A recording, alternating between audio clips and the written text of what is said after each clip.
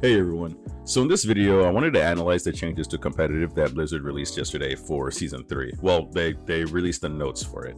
It's not coming out for like another, what is it, week and a half or something. And personally, I kind of stopped playing competitive once it was clear that the only things allowed to exist for a tank was Roadhog and Orisa. I think DPS probably had more leeway, but even then, Sojourn is kind of dominating, but Junkrat's always viable, so whatever. So I kind of wanted to wait until they nerfed Roadhog, which they did. So now I've kind of been picking it back up. So it's a much better situation right now. And so for me, I would say that competitive, it's not as fun as quick play, in my opinion. I wouldn't say that it completely sucks. Actually, I could see why some people would say it completely sucks, and I would just describe it as it's just kind of really weird. It's weird. So maybe what I'm considering weird is what other people consider it to suck. Yeah, I can say that I have much more fun playing quick play. Like hands down, quick play always. It just allows you to do much more fun, diverse comps without the stress of gaining or losing SR, which doesn't really matter. Getting or losing MMR. So yeah, and playing with my friends. A lot of my friends aren't at my level of the game, so I can't play with them competitively. So being able to play with them in quick play is really fun. Like really fun. And we're talking shit, or sometimes some of us are drinking. It's like a group therapy session. Like I said in my last comp video, the way comp is done is it's not. The way it is now is more, it's like you could be diamond, but your MMR thinks you're masters. But at the beginning of the next season, you go down to platinum while you're still playing against diamond players who might actually, have been masters, a master's MMR. But because you need to win 7 games to see your SR, you don't even know where you actually stand like half the time you're playing the game, because Blizzard doesn't want you to get pissed off and stop playing. However, your SR doesn't really mean anything because it's just a cover for your MMR, so they're hiding information from you that isn't even real. And because of the forced degradation of your rank at the beginning of every season, you essentially spend the season just trying to climb back to the rank you were at the previous season. But at the same time, you've always been at the place you're trying to get to, and playing against the same people that you've always been playing against. So, you're playing 28 games to just go somewhere that you're already at, and it doesn't make any sense. But you don't even know because, you don't even know where your teammates are kind of ranked, and you don't even know where you're ranked. So it's just a clusterfuck, to say the least.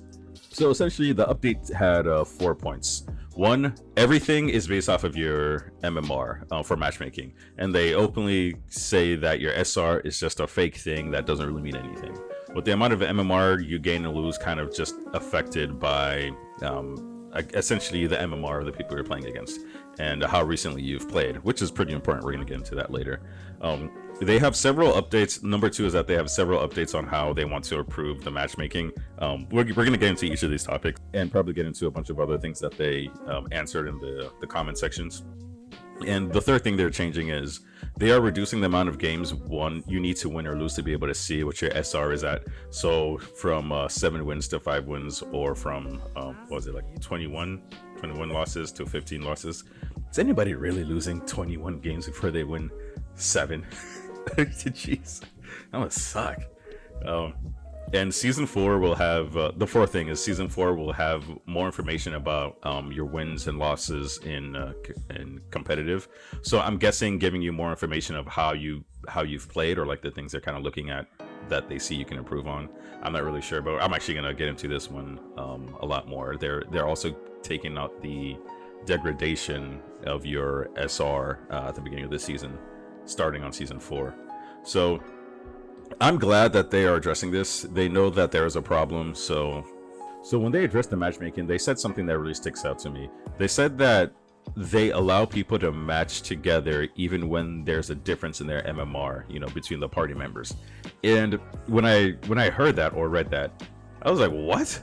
I thought that was the only thing the matchmaking was based off of. My understanding, your SR didn't matter. And let's say if you are appearing as diamond, you could actually be matched with like a gold or something. It's because your MMR says you actually deserve to be playing against people of that level.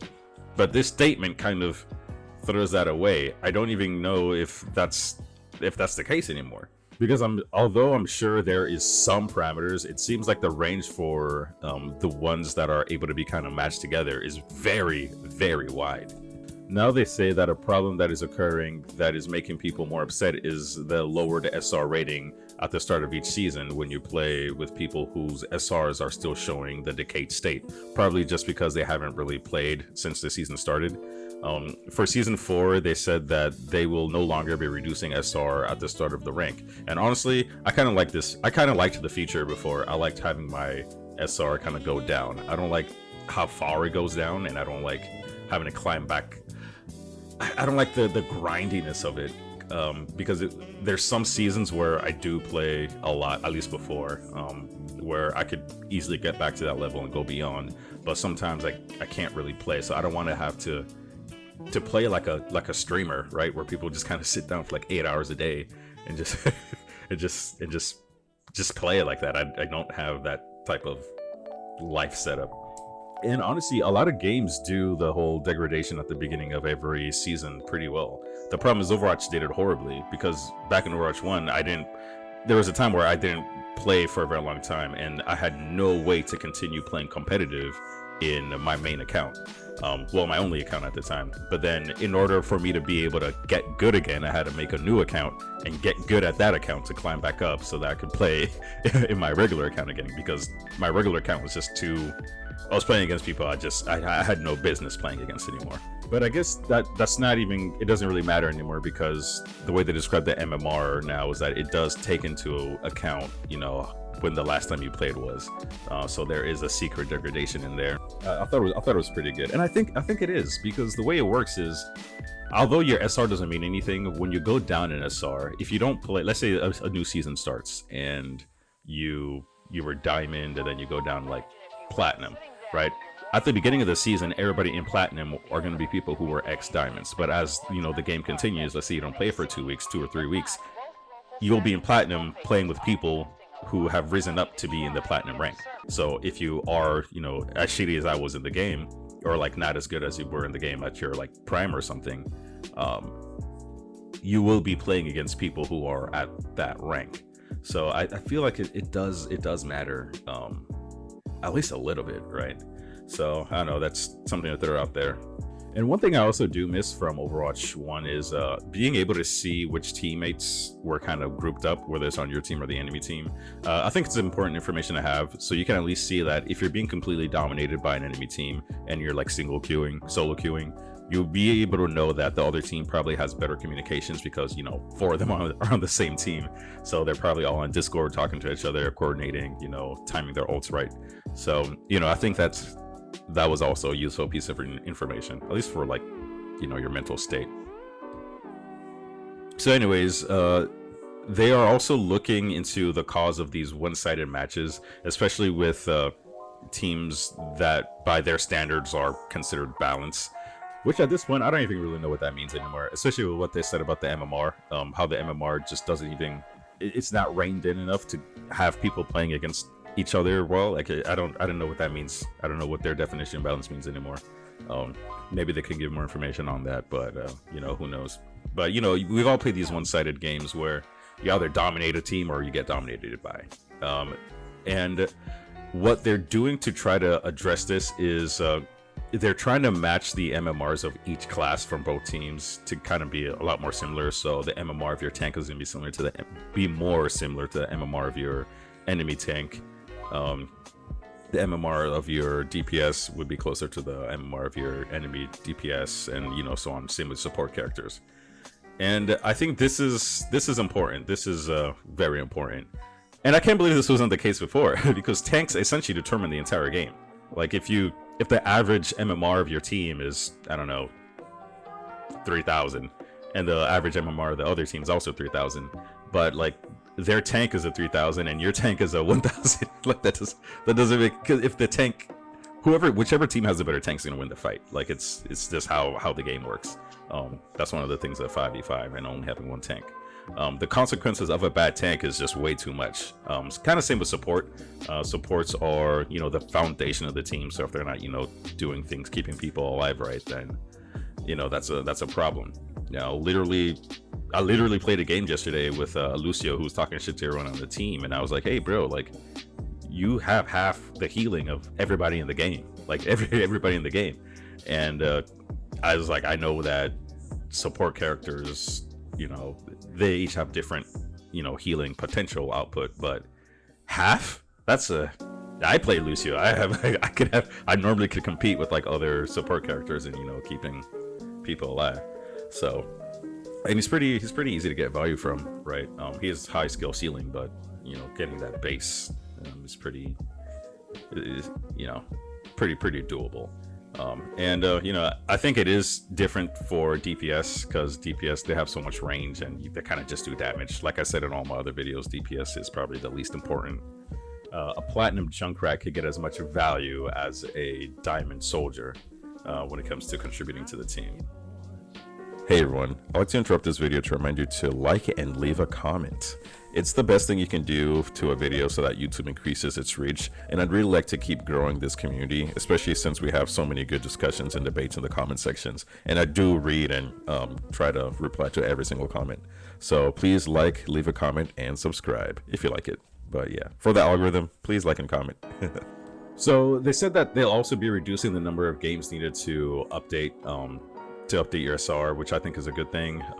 It never really bothered me so much until I started like writing this this script, and I was like, wait a second, it does kind of bother me. Like I really liked seeing my numbers go up every game. Like if you wait, I know it's good for like the casual person, and I get why they did it, because they don't want you to get pissed off at seeing your SR go down, so it makes casual people kind of keep playing. But for people like me, like I actually did like seeing it rise. It was nice. Yeah, I don't. Yeah, the more I think about it, the more I don't like it. It seems like if you're in top 500, you can see your updates at the end of each game. So, you know, they're splitting us up. Maybe if we have the options, maybe if you play it, it starts off for everybody that you have to, you know, turn it on. If you do want to see the update every game, but you know, and you know, the casual person is not going to go into the game, go into the options and be like, oh, I do want to see it every game. And I definitely would. So yeah, I think that's something that could be done for that, or at least do it for everybody who's like at least masters, right? If you're getting that good that you're, you know, getting up to masters, then you're taking the game a little seriously. So another thing they revealed in this this update that I didn't know before, I don't think anybody knew, and I'll explain why later, but they revealed that when updating your MMR, your stats for the game doesn't matter like at all. Like it's really just whether you win or lose. And that is definitely some news to me, because a few years ago, Jeff Kaplan, or someone, I think it was Jeff Kaplan, he said that he didn't want to reveal the factors that go into determining somebody's MMR, because if people knew, they could kind of manipulate it by, you know, just kind of farming those stats. I guess that was all just bullshit. They just kind of want you to do what you need to do to win, which I get. That's pretty good, I guess. Originally, the way I thought was that they used a normal model for you statisticians out there. They used a normal model for key aspects of different things a character could do, and kind of see where you place along the curve to kind of see how well you do compare how well you do compared to how well you can do, based off the entire spectrum of everybody who plays the game. But I guess not. Which again, I guess it's a good thing, you know, just you don't want people just farming stats, right? Because you have DPS just, you know, doing all their damage on the giant tanks, which isn't really valuable in any way. So yeah, they just want you to win. And I can see this affecting more roles than others, disproportionately. I think support characters probably have the short end of the stick, because they can't really, you know, carry games like that. So yeah, and I think the last thing they said on there was they also said that they would give more information about the players' wins and loses in competitive play, and I don't really know what they mean by this, but I was thinking hopefully it's something more kind of like the normal model idea I just said earlier. Again, if you guys don't know what a normal model is, a quick Google search will kind of fix that up. It's kind of just like a statistics model that lets you see where you compare over an entire spectrum of performances. So yeah, so like maybe at the end of the game they can give you like a score from 1 to 5 about your, you know, key aspects of your gameplay, something like that, like healing or taking cover or you know, well-timed utilities or skill use and things like that. So yeah, maybe something like that would be useful. Anyways, I think this is great. I think in a year this game is going to be it'll be complete, because they have been very slowly, but they've been doing some good changes and, you know, fixing issues here and there, and it seems like it's getting faster, especially since they got their hotfix system up and running, because of the whole they couldn't really update console games the same way that they can update things on PC. There's like a lot more, you know, things you have to do, so they have that system running, and it seems like they're churning things out pretty fast, especially with all this information we're getting.